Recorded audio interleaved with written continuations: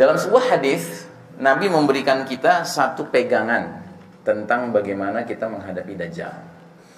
Kata Nabi SAW dalam hadis beliau itu, "Iyakhruj wa ana fiikum fa ana hajijuhu dunakum.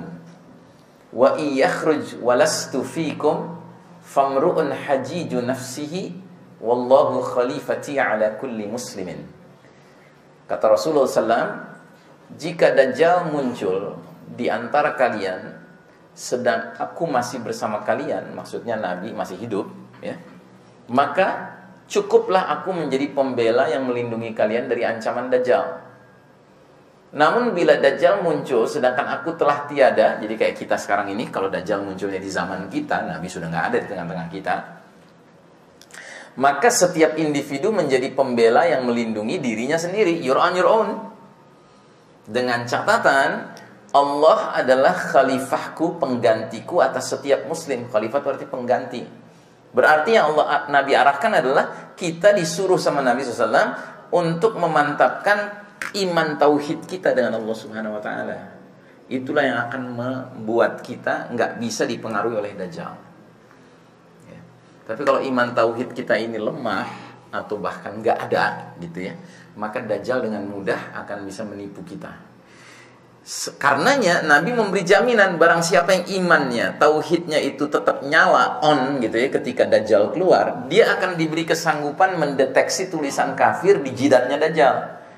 Maktubun baina ainaihi kafirun yaqra'uhu kullu mu'minin katibin wa ghairi katibin. Sesungguhnya tertulis di antara kedua matanya Dajjal. Jadi matanya Dajjal dua, tapi kan satu cacat, makanya dikatakan matanya sebelah. Gitu ya. Nah, di antara kedua matanya akan ada tulisan kafir atau kafaro, ya, yang bisa dibaca, sanggup dibaca, ya, oleh setiap orang beriman. Baik orang beriman itu bisa baca tulis maupun buta huruf. Jadi syarat untuk bisa membacanya apa? Beriman. Syarat untuk bisa membaca tulisan kafir di jidatnya Dajjal bukan punya gelar profesor, doktor, apalagi lulusan Mesir gitu ya. Enggak perlu.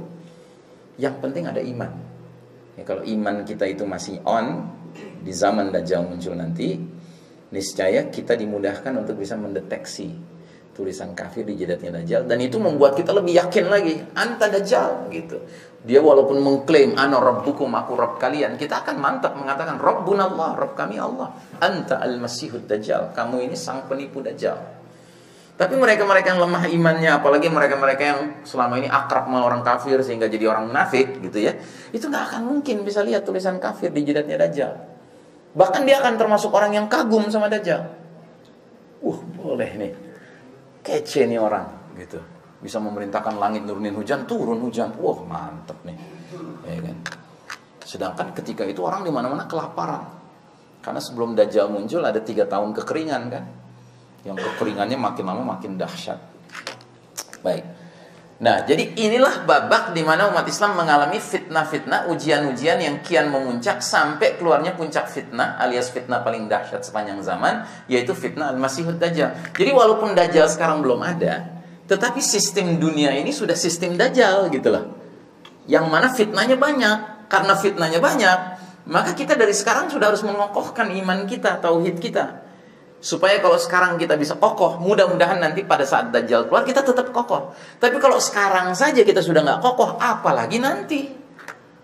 Paham ya? Nah, karenanya dikatakan wa innahu a'wara wa inna rabbakum laisa bi'awar. Sesungguhnya Dajjal itu bermata sebelah, sedangkan Rabb kalian Allah Ta'ala tidak bermata sebelah. Sementara hari ini uang kertas yang dianggap paling hegemonik ada gambar mata sebelahnya, yaitu uang $1 Amerika Serikat, ya. Jadi ini diperkenalkan kepada kita dengan istilah The Great Seal. Seal itu artinya apa ya? Materai ya, materai atau stempel gitu ya. The Great Seal berarti stempel yang agung, materai yang agung gitu. Nah, ini ada gambar piramida nggak sempurna, terpotong bagian atasnya. Lalu di atasnya ada segitiga yang ngeplak untuk ditaruh di pucuk piramida ini, tapi nggak nempel. Kemudian di dalam segitiga kecil ini ada gambar mata sebelah, mata satu. Terus sekelilingnya dikasih garis-garis. seolah-olah ingin menggambarkan bahwa mata sebelah ini merupakan the source of light, sumber cahaya, sumber petunjuk, sumber bimbingan. Terus mereka kasih nama proyek piramida ini dengan julukan Novus Ordo Seclorum.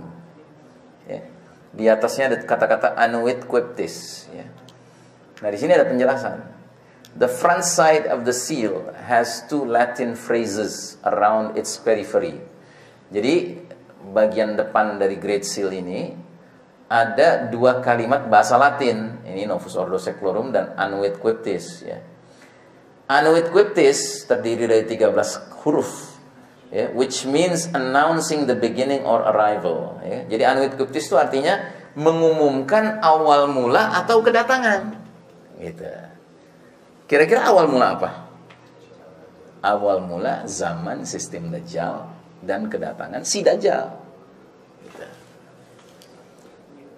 And on the lower scroll, adapun di bawah, Novus Ordo Seclorum, which translates to, yang diterjemahkan ke dalam New Secular Order or New World Order, tatanan dunia baru.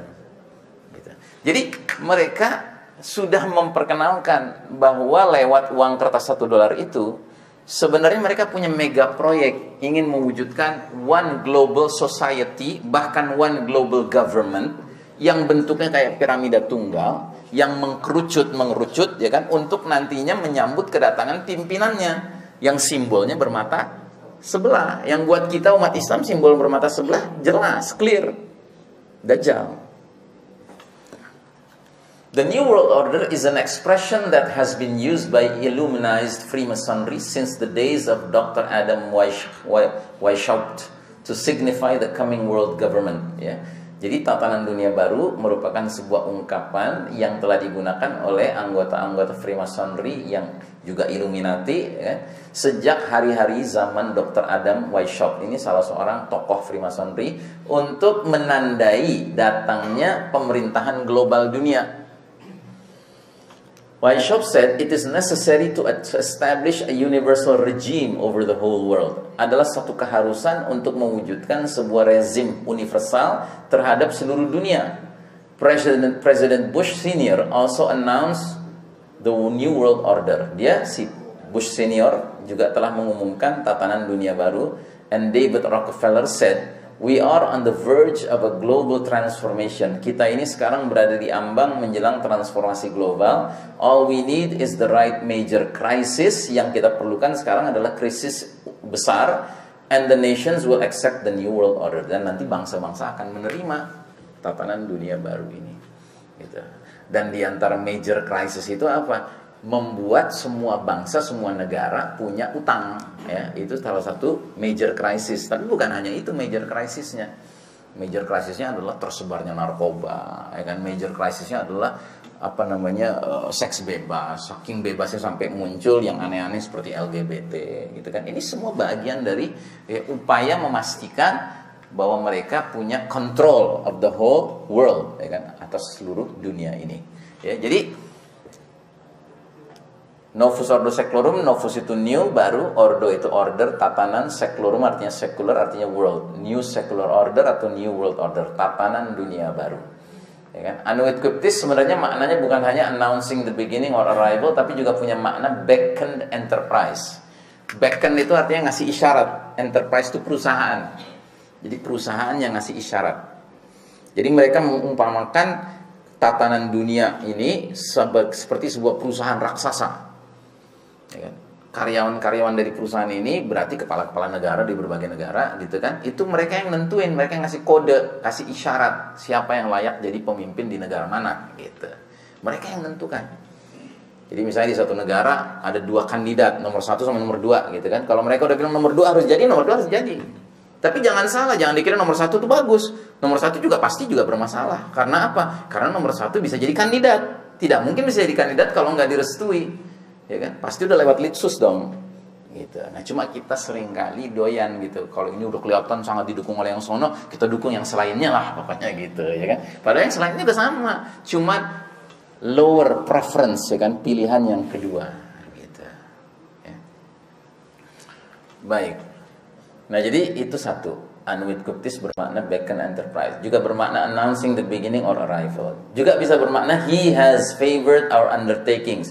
Dia, si mata sebelah ini, telah merestui upaya-upaya kami. Ya, upaya apa? Upaya mewujudkan sebuah tatanan dunia baru yang seluruh aspek hidupnya bertentangan dengan nilai-nilai keimanan, nilai-nilai nabawi, nilai-nilai Qur'ani, nilai-nilai ilahi, tetapi online dengan nilai-nilai kekufuran Dajjal. Jadi sebelum kita masuk ke dalam sistem Dajjal dengan berbagai aspek-aspek kehidupannya yang penuh fitnah itu, kita perlu melihat beberapa hadis Nabi Muhammad SAW yang menggambarkan babak paling kelam di dalam sejarah umat Islam, babak yang sedang kita jalani sekarang ini. Hadis pertama, hadis era badai fitnah. Nabi telah bersabda, "Badiru bil a'mali fitanan ka qita'il lailil muslim."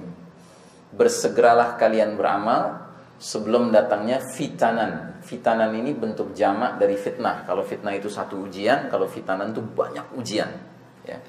Jadi segeralah kalian beramal sebelum datangnya banyak fitnah. Seperti malam yang gelap gulita. Dan kalau era itu datang, yusbihur rajulu mu'minan wa yumsi kafiran. Di pagi hari seseorang masih dalam keadaan mukmin, lalu sore harinya menjadi kafir. Atau sore harinya yumsi mu'minan wa yusbihu kafiran. Sore harinya seseorang masih dalam keadaan mukmin lalu menjadi kafir di pagi harinya. Yabi'u dinahu bi'aradin minad dunya. Dia rela menjual agamanya demi mendapatkan barang kenikmatan dunia. Ya, jadi era penuh fitnah sekarang ini adalah era di mana ancamannya bagi kita bukan dosa kecil, bukan dosa besar, tapi dosa yang paling mengkhawatirkan, yaitu pagi masih beriman, sore kafir. Ini yang disebut dengan dosa nawaqidul iman, pembatal keimanan. Ya. Makanya kita harus pelajari ilmu tentang pembatal keimanan. Baik. Kemudian yang kedua, ada hadis juga umat Islam diperebutkan layaknya hidangan. Ya, Nabi bersabda, "Yushikul umamu an tada'a 'alaikum kama tada'a al-akalatu ila qas'atiha." Kata Rasulullah, hampir-hampir bangsa-bangsa memperebutkan kalian umat Islam layaknya memperebutkan makanan yang ada di mangkok. Faqala qailun wa min qillatin nahnu yawma idzin. Seseorang laki-laki bertanya, apakah kami waktu itu jumlahnya sedikit? Artinya apakah umat Islam jumlahnya sedikit waktu itu? Kata Nabi, bal antum yawma idzin katsir. Bahkan jumlah kalian pada waktu itu sangat banyak, ya. Walakinnakum ghutha'un ka ghutha'is saili. Tetapi kalian seperti buih di genangan, ya. Jadi jumlah banyak tetapi ringan bobotnya. Kan buih itu kan yang paling ringan kan bobotnya. Kalau kita pergi ke pantai, kita lihat ombak bergulung gitu kan. Yang pertama kali muncul kan warna putih tuh, itu kan buih tuh.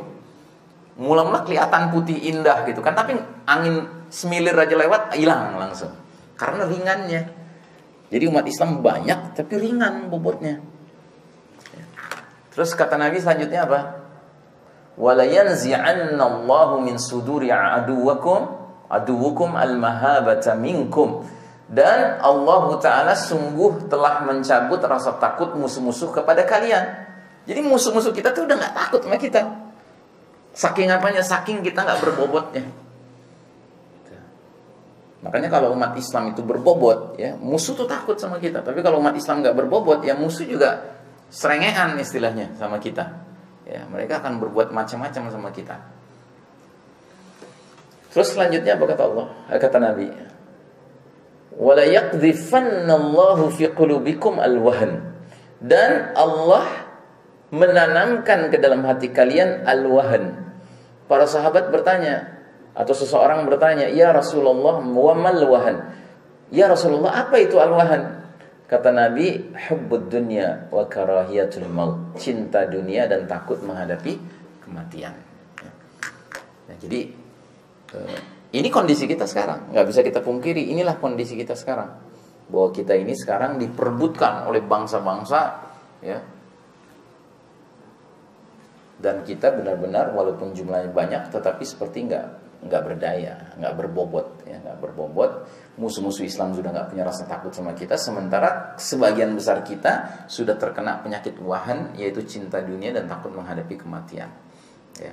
Berbeda dengan para pendahulu kita, ya, para pendahulu kita cinta akhirat, ya, dan mencintai kematian, gitu. Bercita-cita mati di jalan Allah Subhanahu Wa Taala. ya kan? Maka terkenal ucapannya Khalid bin Walid radhiyallahu an yang memimpin suatu pasukan melawan Romawi, yang pasukan Romawinya berlipat-lipat kali jumlahnya daripada pasukan kaum muslimin.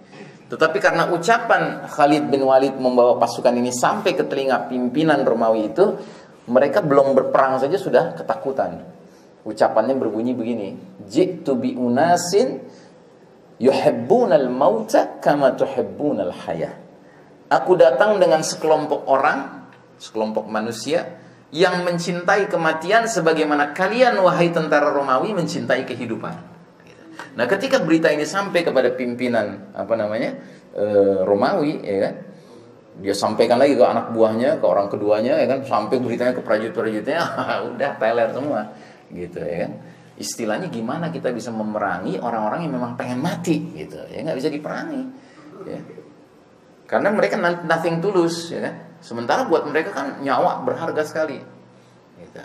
Nah, orang-orang beriman pergi ke medan jihad itu memang juga justru dengan niat ingin mendapatkan mati syahid, karena itu mati yang paling mulia, ya.